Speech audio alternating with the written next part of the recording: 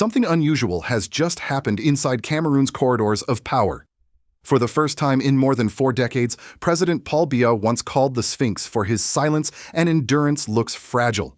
Not physically, perhaps, but politically, morally, spiritually. In Yaoundé, the capital, the night after the election feels like a slow funeral. Streets once alive with noise now echo with fear. Shops are shuttered. Families whisper behind closed windows. And the soldiers standing under flickering lamps do not look proud, they look tired.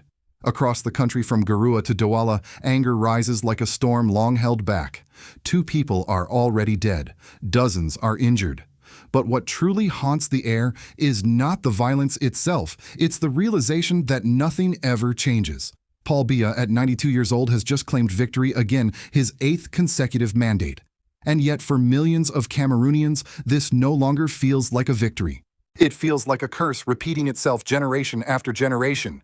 A young man in Douala said it simply, "We were born under Biya. We might die under Biya." The silence of the international community is deafening. Paris turns its gaze elsewhere. Washington hesitates. The same polite words about stability echo through diplomatic halls. But inside Cameroon, the word people whisper now is end. The end of an era, perhaps, or the end of patience. So the question is no longer who won the election. It's who still believes in it. Can a nation truly survive when hope itself has left the ballot box? Can a president outlive the faith of his own people? Stay with us. Because what's unfolding in Cameroon tonight might not just be the twilight of one man's rule, it could be the dawn of Africa's next awakening. Please share if you believe that Africa deserves new voices and new visions. Subscribe if you stand with those who put people before power. The results came like a slow heartbeat, deliberate, predictable, empty. Paul Biya, 92 years old, has been declared the winner of Cameroon's presidential election with 55.66% of the votes.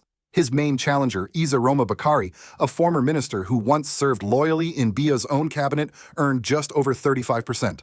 On paper, it looked like continuity. In the streets, it looked like collapse.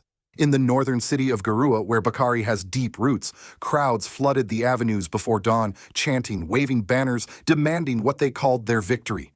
The air soon filled with tear gas. Gunfire followed. By evening, 2 people were dead, several wounded, and the city descended into silence. In Yaoundé, the capital, the reaction was stranger, not anger, but a heavy quiet. A ghost city, the France 24 correspondent called it. Streets were patrolled by police. The young men who once filled cafes to debate politics now stood still at street corners, uncertain if words were still safe. In a country where power has aged beyond its people, silence becomes a form of protest. But the real story lies behind those numbers.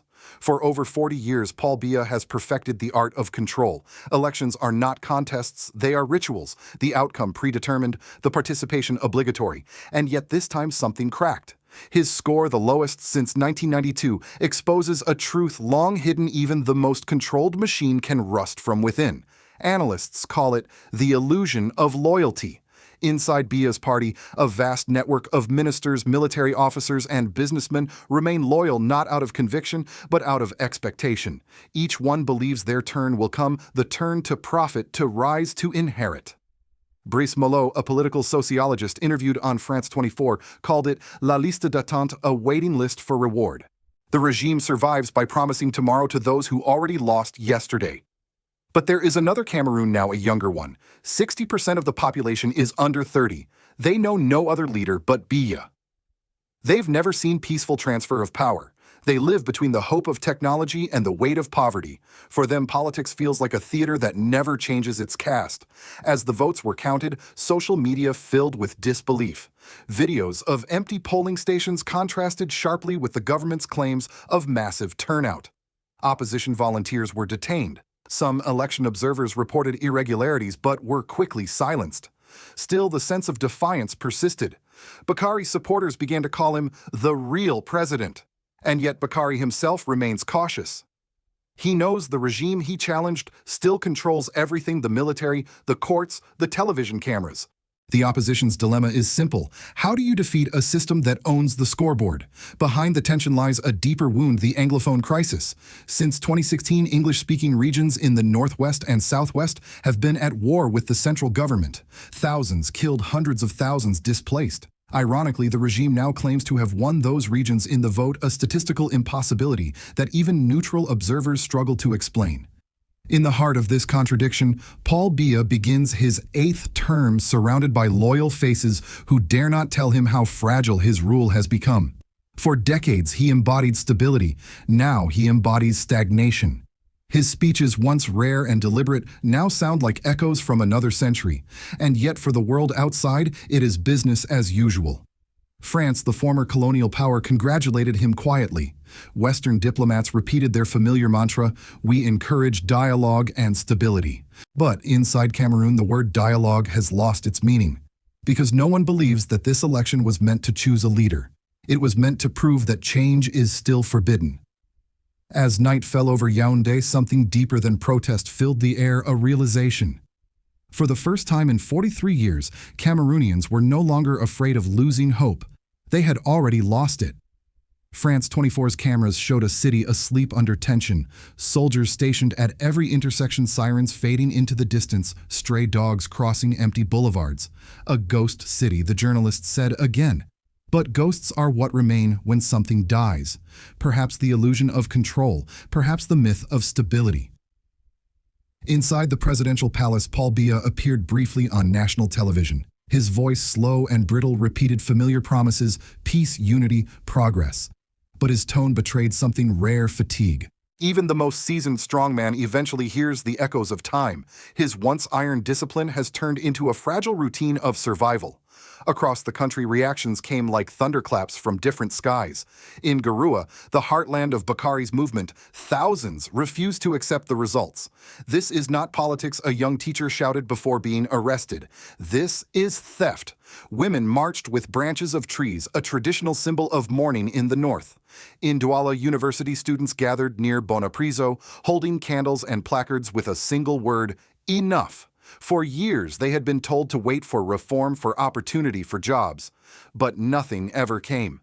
One of them whispered to a reporter, "We're not asking to win. We're asking to live." And then came the moment that would define the night. During a live interview on France 24, political analyst Brice Mollo uttered a sentence that echoed across the francophone world. "You don't win a football match when your opponent is the referee." The studio fell silent. It wasn't just analysis, it was an indictment. He continued, "Something irreversible has begun. What we see now is not the victory of power, but its exposure. The regime is fragile, and its fragility is visible to all." The effect was immediate. Across social media, the clip spread like wildfire. Young people in Yaoundé reposted it with the hashtag #fin de règne, the end of the reign. Internationally, the reaction was cautious but telling. The European Union called for calm. The United States issued a brief statement urging respect for democratic processes. The African Union remained silent. But behind diplomatic restraint, one could feel the discomfort. Cameroon, long seen as a pillar of stability in Central Africa, had just revealed the cracks beneath its marble surface. For decades, Western governments praised Biya as a partner for stability. But now, as videos of burned offices and terrified civilians spread online, the narrative no longer held. Stability built on silence was crumbling under its own weight. Meanwhile, in the Anglophone regions, the reaction took another shape: defiance mixed with despair. Local leaders condemned the government's claim of victory in territories still torn by war.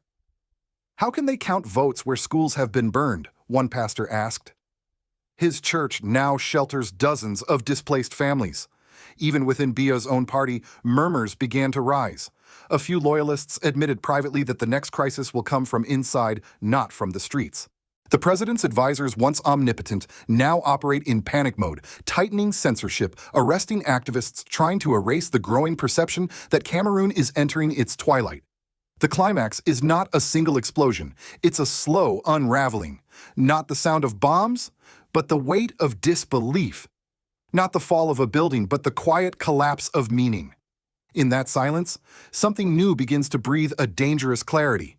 The people now know that change will not come from the ballot box. It will come from the moment when even the powerful realize that they are afraid of themselves. When the smoke cleared, Cameroon looked the same, but nothing felt the same. The day after the election, schools reopened late, markets were half empty, and the national television replayed Biya's victory speech as if repetition could make it real.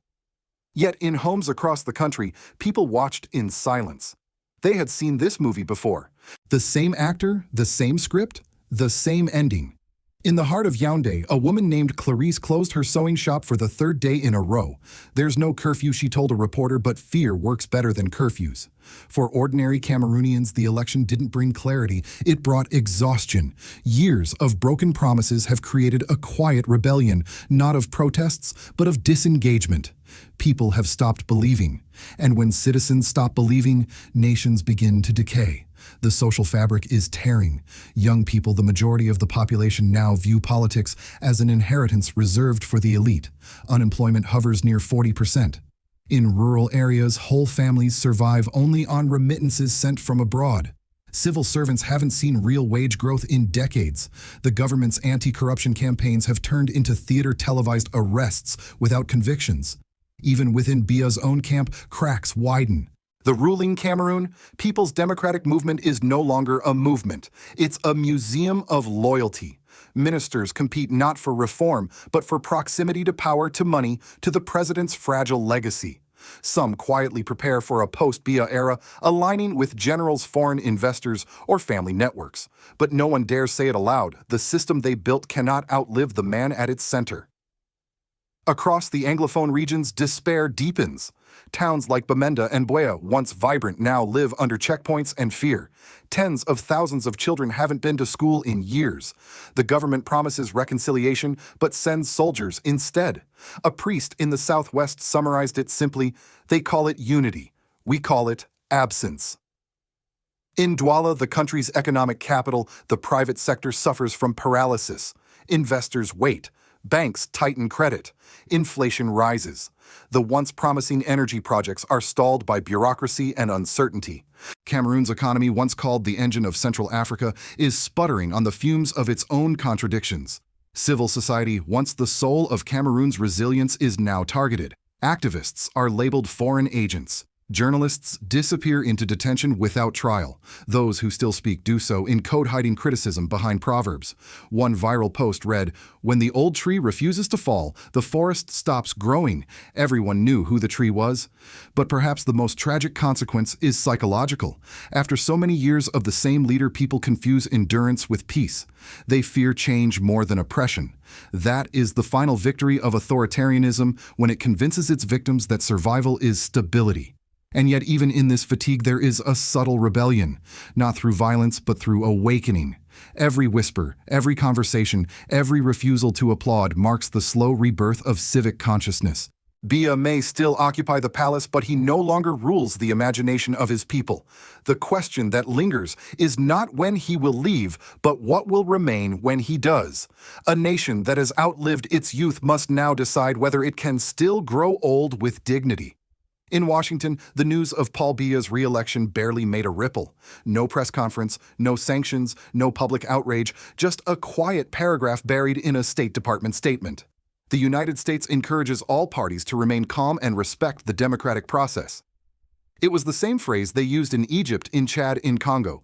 Words that sound responsible, yet mean nothing. For decades, Cameroon has been described in Western circles as a stable partner in a volatile region. Stability, that word, has always been the shield. It justified everything: military aid, diplomatic silence, the ignoring of broken elections. But stability, as the last few weeks have shown, is not the same as peace. It's merely the absence of noise. In Paris, the tone was even softer. France, Cameroon's former colonial ruler, sent its congratulations to Biya within hours. French companies control major sectors of the Cameroonian economy, from oil to banking to public infrastructure. For them, a predictable dictator is easier to negotiate with than an unpredictable democracy. The empire may be gone, but its interests remain. Inside African diplomatic halls, the reactions were mixed. Some leaders congratulated Biya as a symbol of continuity. Others, especially younger presidents, stayed silent, aware that the winds of change are blowing across the continent. From Bamako to Ouagadougou, a new generation of African leaders has begun to redefine what sovereignty means. Among them, one name now echoes beyond borders: Ibrahim Traoré, the transitional president of Burkina Faso.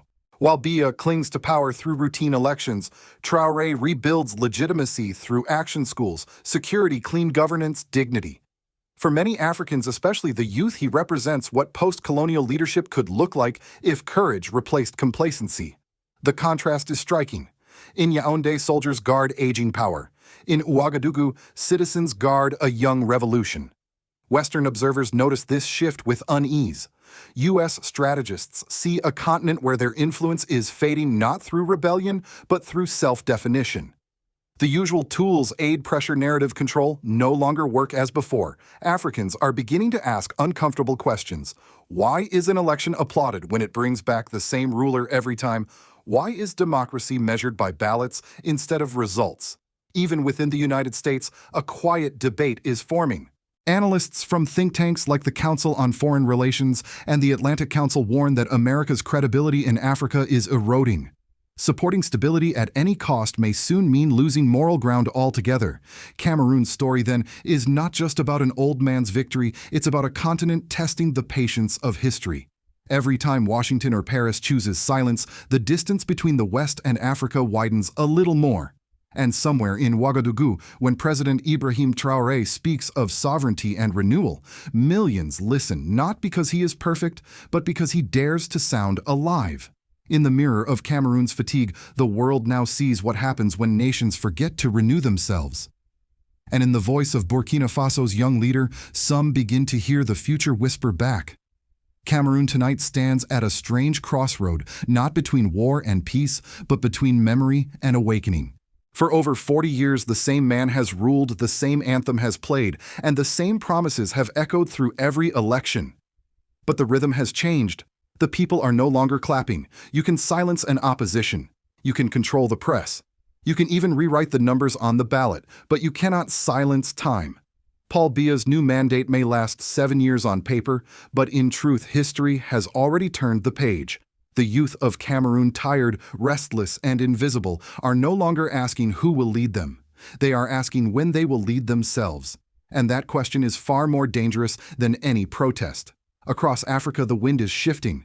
From the Sahel to the Great Lakes, from Niger's deserts to the green fields of Burkina Faso, something powerful is happening. The idea of sovereignty is becoming contagious. It is not about military coups or slogans.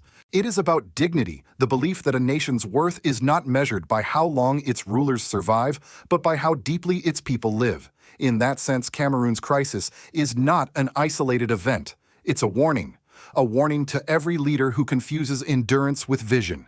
A warning to every foreign power that mistakes silence for consent, and perhaps a reminder to every citizen, African or American, that democracy without renewal is just a slower kind of decay.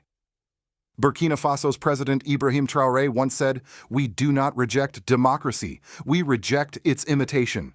Those words now ring louder as Cameroon's streets grow quieter. Because in the end, the question is no longer about ballots or constitutions, it's about the courage to begin again.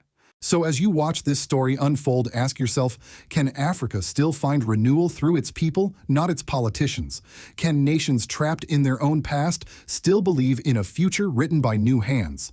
And perhaps the more personal question, do you believe that truth, even when silenced, can still find a voice? Please share this video if you believe that Africa's awakening deserves to be heard. Subscribe if you believe that integrity is worth more than power. Because history doesn't belong to those who rule the longest. It belongs to those who refuse to stop believing.